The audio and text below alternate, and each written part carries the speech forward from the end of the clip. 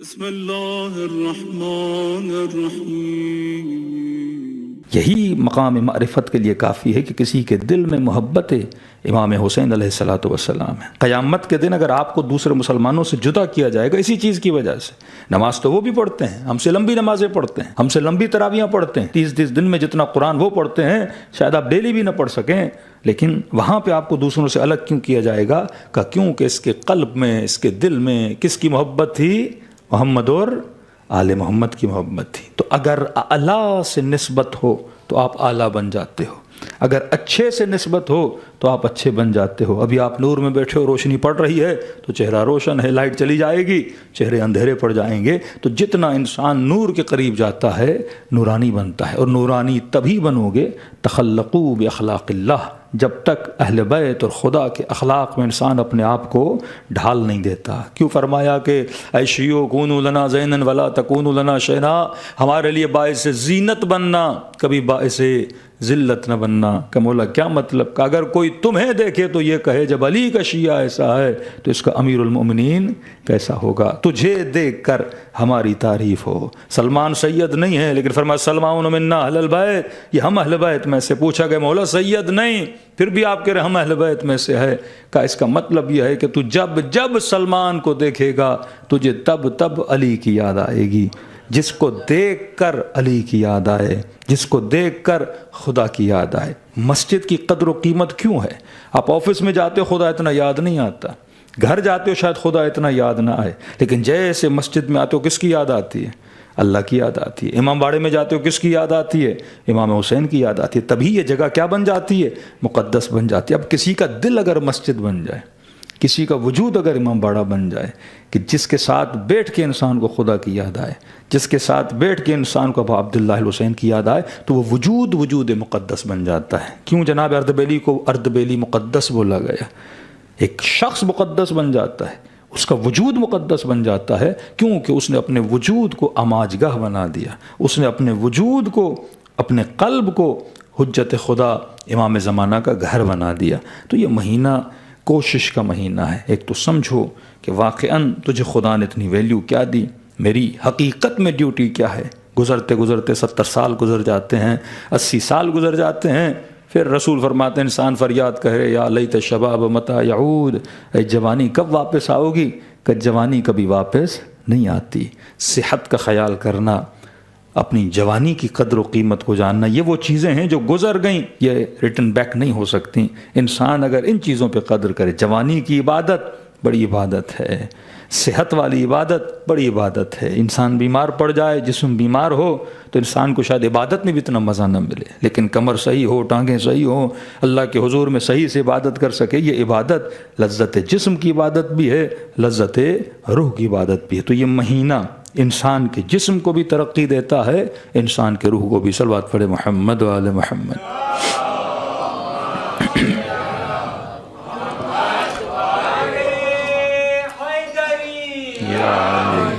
یہ مہینہ عبادت کا مہینہ، اور انسانوں کو خلق کیا گیا کس چیز کے لیے؟ مقصد عبادت کے لیے۔ آج تھوڑا سا اشارہ کرتا ہوں، تفصیل انشاءاللہ آپ کی خدمت میں ہے، کل جائیں گے۔ عبادت ہے کیا؟ کہ یہ بولا جائے کہ ہم نے انسانوں اور جنوں کو خلق کیا کس چیز کے لیے؟ عبادت کے لیے۔ عبادت کیا ہے؟ کہ میں یہ بولوں کہ میں خلق ہی اسی لیے ہوا، مجھے کریٹ ہی اسی لیے کیا گیا تاکہ میں کیا کروں؟ عبادت کروں۔ کہیں ایسا تو نہیں میں 70 سال سے جس چیز کو عبادت سمجھ رہا ہوں عبادت ہو ہی نہ۔ میں جس چیز کو سمجھ رہا ہوں، آج 1 ارب کے قریب مسلمان ہیں۔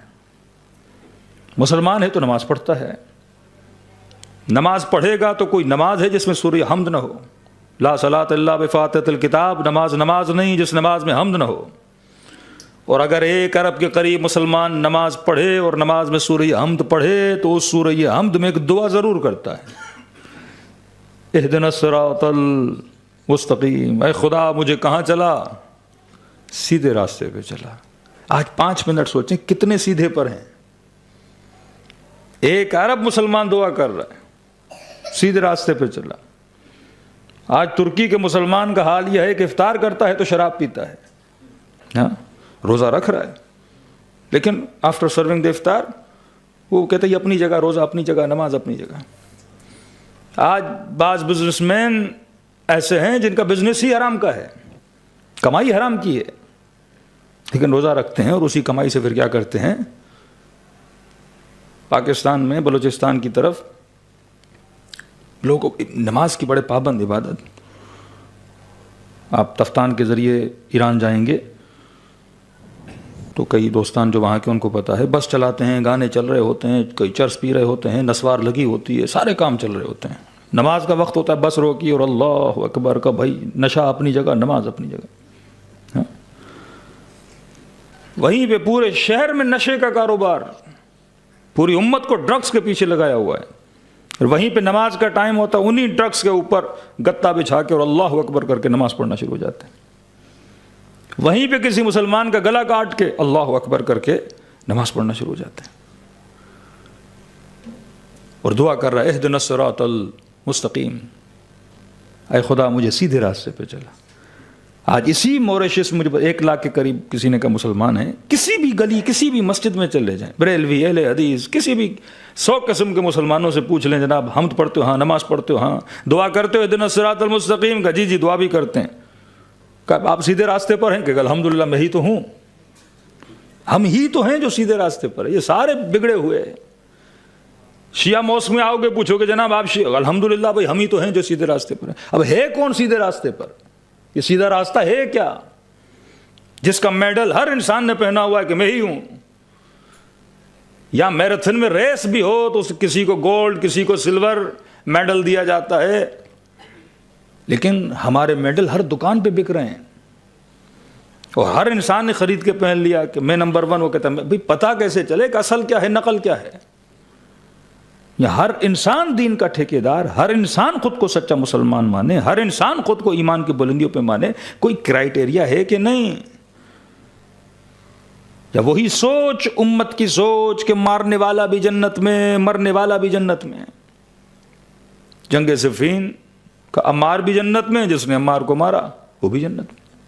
جنگ جمل کا مارنے والے بھی جنت میں، مرنے والے بھی جنت میں. حجر بن عدی کا مارنے والے بھی جنت میں، مرنے والا بھی جنت میں.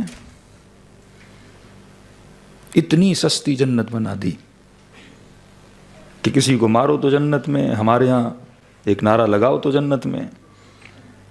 جنت کی رسیدیں کہیں اتنی نہیں بکتی جہاں مسلمان بیچ رہا ہے. ہاں؟ ہے کیا جنت، ہے کیا عبادت، یہ ہے کیا سیدھا راستہ؟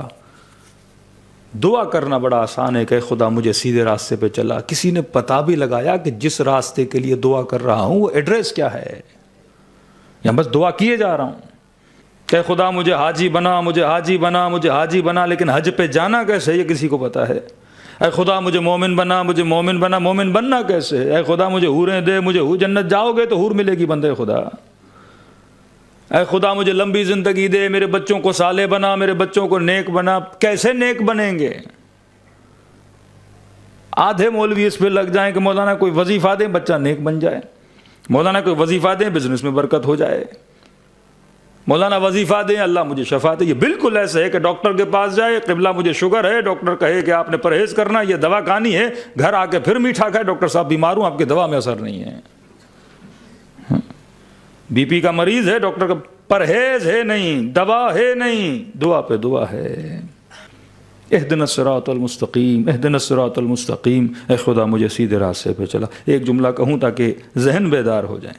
کربلا میں شمر بھی نماز پڑھ رہا ہے، کربلا میں ہر بھی نماز پڑھ رہا ہے، اور یقیناً جب شمر نے نماز پڑھی تو ہم پڑھا ہوگا، اور جب ہر نے نماز پڑھی تو ہم پڑھا. مطلب نماز بغیر ہم کے ہے ہی نہیں نا.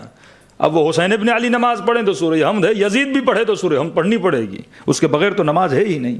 علی ابن ابی طالب بھی نماز پڑھے تو سورہ حمد ہے، اور امیر شام بھی نماز پڑھے تو سورہ حمد ہے. ہم سے کوئی نہیں بچ سکتا، اور سارا قصہ خدا نے کس میں رکھ دیا ہے؟ سورہ حمد میں اتار دیا ہے. کیونکہ اگر کسی کو حمد سمجھ میں آ جائے تو پورا مقصد دین سمجھ میں آ جائے. اور کبھی سوچا کرو یہ حکمت کا دین ہے. پہلی رکعت کا حمد، دوسری رکعت کا حمد. اہل سنت تو تیسری اور چوتھی میں بھی ہم پڑھتے ہیں، ہمارے ہم تیسری چوتھی میں نہیں. ہم منیمم 10 مرتبہ پڑھیں ہیں، وہ تقریباً 17 مرتبہ ہم پڑھ لیتے ہیں. اب کبھی سوچا ریپیٹڈلی حمد ہی کیوں پڑھوں؟ پورا قرآن خدا کا، پروردگارہ پہلے اس صورت میں سورہ ہم پڑھا، دوسری میں مثلا یاسین پڑھ لوں، واقعہ پڑھ لوں، فیل پڑھ لوں، شمس پڑھ لوں، ضحیٰ پڑھ لوں، تیرا ہی تو قرآن ہے، تیرے ہی تو الفاظ ہیں. کہ نہیں، ریپیٹڈلی تو نے سورہ ہم پڑھنا ہے. کیوں سورہ ہم پڑھوں؟ ہم کیوں کی طرف جاتے ہی نہیں ہیں. کیونکہ جو دماغ خدا نے دیا ہے، ہم نے اس کو بالکل اسی طرح جس طرح خدا نے پیک کر کے بھیجا تھا، ہم نے اسی طرح پیک کر کے پھر واپس ہی جانا ہے. ایسا نہیں کہ انسان اس دماغ کو تھوڑا کیا کر لے، یوز کر لے. آپ کا والد آپ کو نیا موبائل لے کے دے تو آپ اس کو کھولو گے نا، اس کی سیل کو توڑو گے نا، اس موبائل کو کیا کرو گے، یوز کرو گے. لیکن فرمایا کئی لوگ ایسے ہیں جو دنیا میں آتے ہیں، جیسا دماغ لے کر آئے ویسا دماغ اللہ کی طرف واپس لے کے جاتے ہیں. کہ ایسے لوگوں کی مثال قردۃ خاسئین، بندروں کی طرح ہے. لہم آذان لا یسمعون، کان تو تھے پر سنتے نہیں تھے، دماغ تو تھے پر استعمال نہیں کرتے تھے، دل تو تھے پر غور و فکر نہیں کرتے تھے. ایسے لوگوں کی خدا مذمت کرتا ہے کہ میں نے تجھے اتنی پاورفل چیز دی، جس چیز کی وجہ سے انسان بنا، لیکن تو نے اس دماغ کو کیا نہیں کیا، یوز نہیں کیا. ہاں، کھانا کیا کھانا ہے، کوئی کھانے کی طلب تو حیوان کو بھی ہے. پینے میں کیا چیز استعمال کرنی تو حیوان میں بھی ہے. شہوت کو کس طرح پورا کرنا ہے یہ تو حیوان میں بھی ہے. اور یہ ساری چیزیں حیوان کے اندر تجھ سے زیادہ ہیں. ہماری پوری زندگی ناف اور زیر ناف پہ گزر جاتی ہے. انسان سوچتا نہیں ہے کہ مقصد خلقت بشر کیا ہے. صبح سے شام تک فرمایا آخری زمانے میں لوگوں کے اندر کچھ صفات پائی جائیں گی جس پہ رسول خدا نالا ہوتے ہیں. فرمایا دینہم دنانیرہم ہمتہم بطونہم قبلتہم نساؤہم. آخری زمانے میں لوگوں کی ہمتیں کس چیز پہ بن جائیں گی؟ شکم پہ بن جائیں گی. ابھی رمضان آ رہا ہے، ساری کمر ہمت باندھیں گے افطاری میں کیا کھانا ہے. ہاں، صبح سے شام تک لسٹیں بنیں گی افطاری میں. کل میں حکمت روزہ بتاؤں گا، پھر پتہ چلے گا کہ اگر حکمت ہی پوری نہیں تو روزہ صرف پیٹ کا روزہ ہے، اس میں ذرہ برابر روحانیت ملنے والی نہیں ہے. صبح سے شام تک ہمت یہ باندھی ہوئی ہے، کھانا کیا کھانا ہے. یعنی صبح سے شام تک جو حکمت روزہ چلتی ہے وہ افطار پہ پوری حکمت کا ستیہ ناش ہو جاتا ہے. کسی نے کہا مولانا ماہ مبارک میں اموات بڑی ہوتی ہیں مسلمانوں میں. کسی نے کہا بڑے خوش نصیب لوگ ہیں کہ رمضان کے مہینے میں خدا بلا رہا ہے. میں نے کہا بھئی خدا آپ کے مرنے کا شوق نہیں رکھتا. ہاں، کوئی کربلا میں مر گیا کہ بڑا خوش نصیب تھا، امام حسین نے بلا لیا. سوچو تو صحیح، مولانا بھی بلایا ہے، خود زبردستی کیا ہے. وہ تو کہتے ہیں دعا مانگو طول عمر کی، کہ مومن جتنی لمبی زندگی جیے گا اتنی اپنی آخرت کو زیادہ کیا کرے گا، بنائے گا. ہاں، چوتھے امام کی ایک دعا ہے کہ خدا اگر میری لمبی زندگی سے مجھے جہنم ملتی ہے تو اس سے اچھا ہے مجھے جہنمی بننے سے بچنے کے لیے موت دے دے. لیکن اگر وہ مجلس سنے، نماز پڑھے، عبادت کرے، خدمت بشر کرے، اس کی تو جتنی لمبی زندگی ہو اتنی مرتبہ کربلا جائے گا، زیارت امام حسین کرے گا. یہ سوچنا چاہیے کہ اگر ہم مرتے بھی ہیں تو کیوں مرتے ہیں. کیا وہ میری حتمی موت تھی یا میری معلق موت تھی؟ کیا وہ موت تھی جو خدا نے مقرر کی ہوئی تھی، یا وہ معلق موت تھی جو میں نے اپنے ہاتھوں سے اپنے آپ کو نرق میں اتارا، اپنے ہاتھ سے اپنی زندگی کو، اپنے بدن کو کیا کیا، تباہ و برباد کیا. کیوں خدا کہتا ہے وَلَا تُلْقُوا أَيْدِيَكُمْ إِلَى التَّهْلُكَةِ. انسان خود کو ہلاکت میں نہ ڈالو. اب ہلاکت کھانے کی وجہ سے بھی ہو سکتی ہے، وہ ہلاکت صحیح زندگی گزارنے نہ کی وجہ سے ہو سکتی ہے. یہ میرے ہاتھ میں ہے میں کیسی کوالٹی آف لائف گزارتا ہوں، میں اپنے بدن کو کتنا صحت مند بناتا ہوں. وہ انگریز جو خدا کو نہ مانے، وہ انگریز جو رسول کو نہ مانے، وہ انگریز جو اہل بیت کے فرامین کو نہ مانے، ان کے یہاں چلے جائیے 80 سال 90 سال 90+ ایئر ان کی ایج ہوتی ہے، اور پاکستانی اور انڈینز کی ایج نکالی تو کہا 60+، 55+، اور نتیجہ نکالا کیوں بھئی اتنی کم زندگی.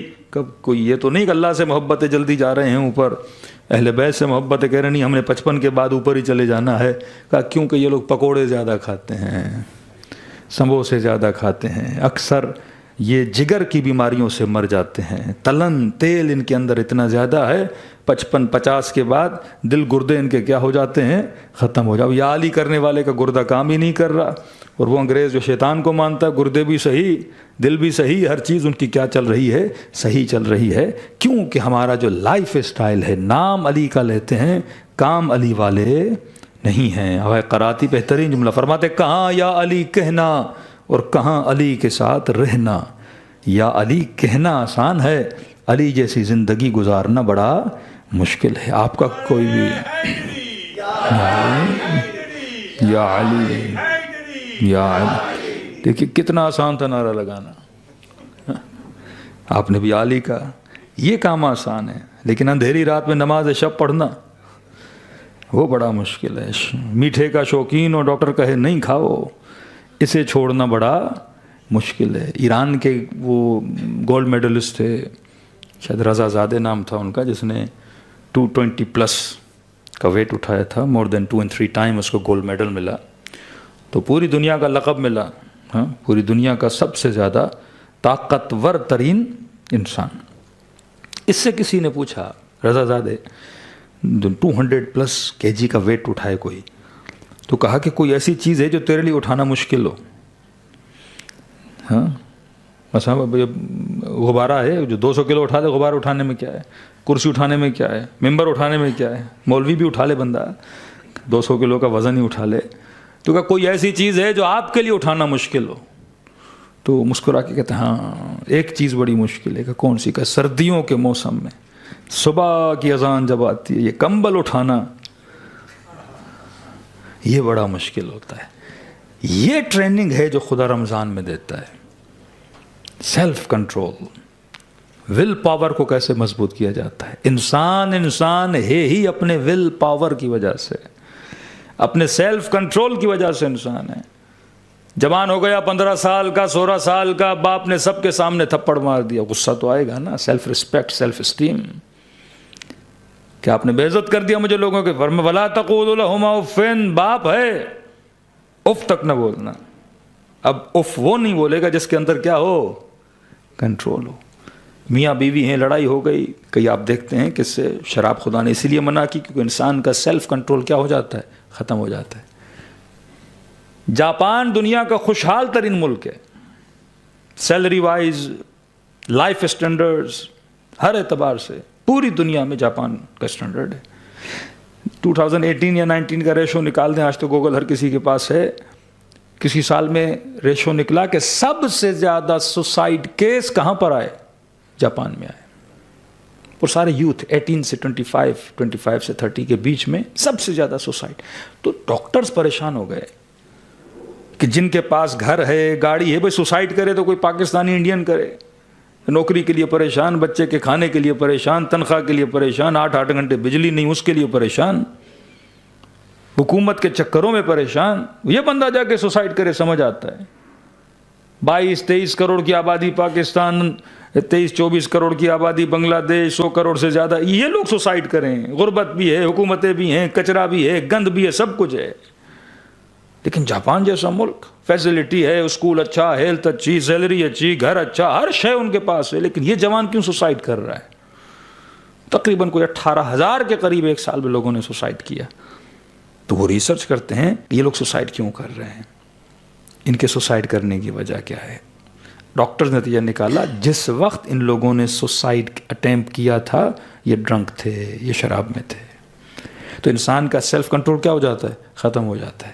جیسے اگر آپ کے والد نے آپ کو تھپڑ مارا، آپ کو غصہ آیا اور غصے میں آپ ریئیکٹ کرنا چاہتے ہو، لیکن آپ کی عقل آپ کو کیا کرتی ہے؟ بریک لگواتی ہے.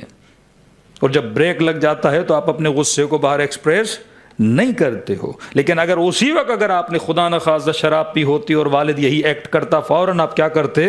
ریئیکٹ کرتے، کیونکہ آپ کا بریک اس وقت کیا ہوتا؟ گویا ہوتا ہی نہیں، فیل ہو جاتا. ماہ مبارک رمضان انسان کے بریک آئل کو بڑھاتا ہے تاکہ انسان اپنے بریکس کو کیا کرے؟ مضبوط کرے. روزہ آپ کے لیے نہیں ہے، یاد رکھیے. یہ فرق سمجھیے کہ روزہ ہے کس کے لیے. روزہ روح کے لیے نہیں ہے، روزہ جسم کے لیے ہے. کیونکہ خدا کبھی آپ کو تکلیف نہیں دینا چاہتا. کبھی مولوی پڑھے ممبر سے کہ خدا 40 ماؤں سے زیادہ پیار کرتا ہے، تو بچہ تو پوچھے گا میری ماں مجھے بھوکا نہیں دیکھ سکتی، یہ کیسا خدا ہے؟ 33 ڈگری، کبھی 40 ڈگری، کبھی UK چلے جاؤ تو 20 گھنٹے کا روزہ. پاکستان میں بعض علاقے 50 ڈگری کی گرمی اور خدا کا روزہ رکھو. کہ ماں تو مجھے پیاسا نہیں دیکھ سکتی. اور یہ کیسا خدا ہے جو 40 ماہوں سے زیادہ بندے سے پیار کرے اور کہے کہ پیاسے رہو، بھوکے رہو. میری بھوک سے کیا ملے گا اسے؟ میری پیاس سے کیا ملے گا خدا کو؟ کہ صبح سے شام تک بندہ بھوکھا رہا ہے, مزدوری بھی کرنی ہے, بچوں کے لیے کمانے بھی جانا ہے, کیسے رکھے روزہ؟ اور کہ نہیں, خدا پیار کرتا ہے تجھے بھوک مرنا پڑے گا, خدا پیار کرتا ہے تجھے پیاسا رہنا پڑے گا. روزہ روح کے لیے نہیں, کیونکہ میں روح ہوں, میں جسم تو میں ہوں ہی نہیں, باڈی تو میں ہوں ہی نہیں. اس باڈی نے تو مٹی میں مل جانا ہے. آج جیسی ہے, ہٹی ہے, کٹی ہے, پتلی ہے, پتلا ہے, لمبا ہے, جو بھی ہے جائے گا مٹی کے اندر. پھر کیا بن جائے گا؟ مٹی بن جائے گا. اس میں تو کیڑے لگ جائیں گے, یہ تو ختم ہو جائے گا. تو روزہ میرے لیے نہیں, کیونکہ میں روح ہوں. بھوک روح نہیں کاٹتی. بھوک کون کاٹتا ہے؟ جسم کاٹتا ہے. پیاس کون کاٹتا ہے؟ جسم کاٹتا ہے. تکلیف کسے ہوتی ہے؟ جسم کو ہوتی ہے. تو روزہ کس کے لیے بنا؟ جسم کے لیے بنا. اور جسم کے لیے روزہ کیوں رکھا؟ کہ کیونکہ تم نے پورا سال اس جسم کے مرید بنے ہوئے تھے. جو یہ کہتا تھا تو اس کی خواہش کو پورا کرتا تھا. جب اس نے کہا سونا ہے تو سو گیا, جب اس نے کہا کھانا ہے تو نے کھا لیا, جب اس نے کہا یہ پینا ہے تم نے پی لیا. رات کے 2 بجے کا آئس کریم کہاں سے ملے گی؟ اسی کے پیچھے لگے. ہمارے ایک دوست تھے دبئی میں, اب اسلام آباد شفٹ ہو گئے, تو کمولا 90s میں دبئی میں یوم الخمیس اور یوم الجمعہ یعنی تھرسڈے اور فرائیڈے چھٹی ہوتی تھی. تب فلائٹس بڑی سستی ہوتی تھیں, 1.5-2 گھنٹے کی فلائٹ, کراچی پہنچ گئے آپ. تو کہا کہ پاکستان میں ایک شہر ہے حیدرآباد, وہاں کی مچھلی بڑی مشہور ہے. لوگ بڑے دور دراز علاقے سے مچھلی کھانے جاتے ہیں. کوئی کڑھائی بڑی مشہور ہے, اب پبلسٹی نہیں کروں گا, یہاں جا کے لوگ سارے مچھلی کھائیں وہاں جا کے. تو کہتے ہیں مولانا کہ 2 دن کی چھٹی ملتی تھی. کہ دبئی سے ٹکٹ لیتے تھے کراچی, حیدرآباد مچھلی کھاتے تھے, واپسی میں 1 رات کراچی رک کے پھر کہاں؟ دبئی. ہمتہم بطونہم. ہاں, جسم نے کہا مچھلی کھانی ہے, دبئی سے چلا مچھلی کھانے, کہاں پہنچا؟ حیدرآباد. کس کی اطاعت کر رہا ہے؟ جسم کی اطاعت. جسم کس کے لیے بنا؟ میرے لیے یا میں جسم کے لیے؟ یہ فرق ہم نہیں کر پاتے. آپ ایک گدھا لے کر آئے اپنی خدمت کے لیے کہ صبح سے شام تک گدھے کی خدمت پہ لگ گئے. جس طرح یہ بلیوں کی خدمت میں, کتوں کی خدمت میں قوم لگی ہوئی ہے نا, کہ شیمپو کتے کے لیے, خدمت کتے کے لیے, نوکر کتے کے لیے, کھانا کھلائے جا رہے ہیں, سب کچھ. جو میری خدمت کے لیے بنا تھا, میں کس کی خدمت میں لگ گیا؟ اسی کی خدمت میں لگ گیا. جسم میری خدمت کے لیے بنا کہ یہ محنت کرے گا, زحمت کرے گا, سب کچھ کرے گا, میرے لیے کما کر لے. ہاتھ میری خدمت کے لیے بنے, نماز پڑھو گے اس کے ساتھ, محنت کرو گے, جہاد کرو گے, سب کچھ کرو گے تاکہ یہ تجھے جنت کے راستے تک لے کر جائے. لیکن خبردار, ان النفس لامارۃ بالسوء, کہیں ایسا نہ ہو تو اس کی خدمت میں لگ جائے, یہ تجھے جہنم تک لے کر چلا جائے گا. کیونکہ اس نے تو مزے لینے ہیں, اور مزے لے کے یہ تو مٹی میں مل جائے گا. جوتے کیسے پڑیں گے؟ تجھے پڑیں گے. ہاں, یہ جسم تو جنت تک کب لے کر جائے گا؟ جب تیرا خادم بنے گا. تیرا خادم کب بنے گا؟ جب یس مین بنے گا. جب تو کہے تب کھائے, جب تو کہے تب پیے, جب تو کہے تب رک جائے. اس کو شہوت کی ضرورت ہے, اس کو پانی کی ضرورت ہے, اس کو کھانے کی ضرورت ہے, یہ ہر چیز تجھ سے مانگے گا, اور more and more and more کر کے مانگے گا. مجھے زیادہ سے حل من مزید, اور چاہیے. کیسے روکنا کس نے ہے؟ تو نے روکنا ہے. ہاں, جب تو کہے گا کھانا ہے تو یہ کھائے, جب تو کہے گا پینا ہے پیے, جب تو کہے گا زبان سے جملہ نکالنا ہے نکالے. اگر تو نے اس کو آزاد چھوڑ دیا, یہ کبھی غیبتیں کرے گا, کبھی تہمتیں لگائے گا, کبھی مومن کو مومن سے لڑائے گا, کبھی چال بازیاں کرے گا. لیکن اگر یہ تیرے کنٹرول میں رہا, تبھی کہا پہلے اسے اپنا عبد بنا, پھر خود کو خدا کا عبد بنا. اگر یہی تیرا عبد نہیں ہے, تو عبد خدا کیسے بن سکتا ہے؟